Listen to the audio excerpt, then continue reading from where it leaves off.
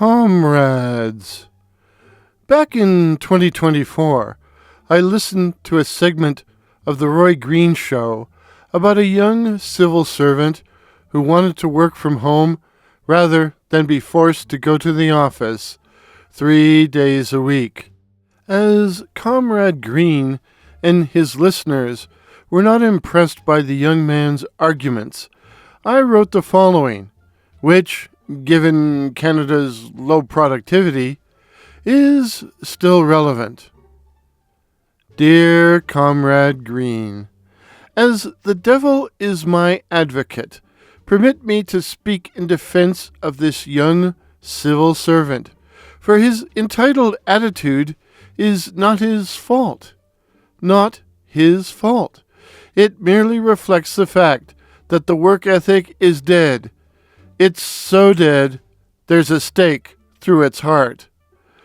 The work ethic was still around when I first started working, and laziness, goofing off, and incompetence were not tolerated.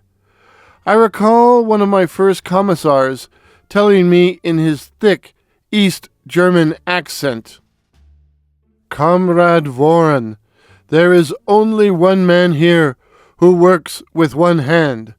That is me when I hold the door open for you after you've been fired. Work with both hands." I learned a lot that day and have worked with two hands ever since. But as I grew older, the emphasis on hard work and the pride people expressed in working hard seemed to disappear. Comrades, have you ever been told you're working too hard or working too fast? When I was employed, I would often hear coworkers say, "My real job starts at 5 o'clock.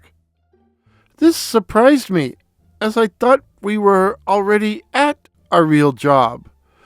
And while I cannot in good conscience accuse these comrades of dogging it, it seemed to me that they were not prepared to go the extra mile to meet collective goals.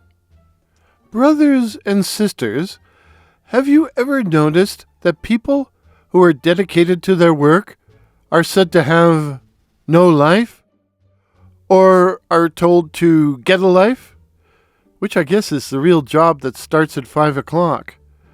Those dedicated comrades are often called workaholics.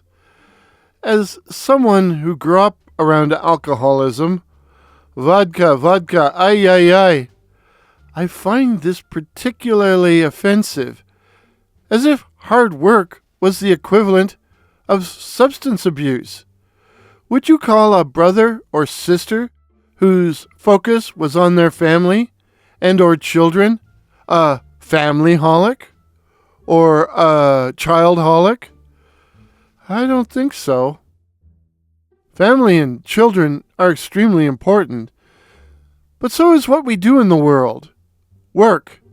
And when we die, we are remembered for the work we did. Even the comrade who chooses to stay at home, but who is remembered for the children they raised or the food or crafts they produced.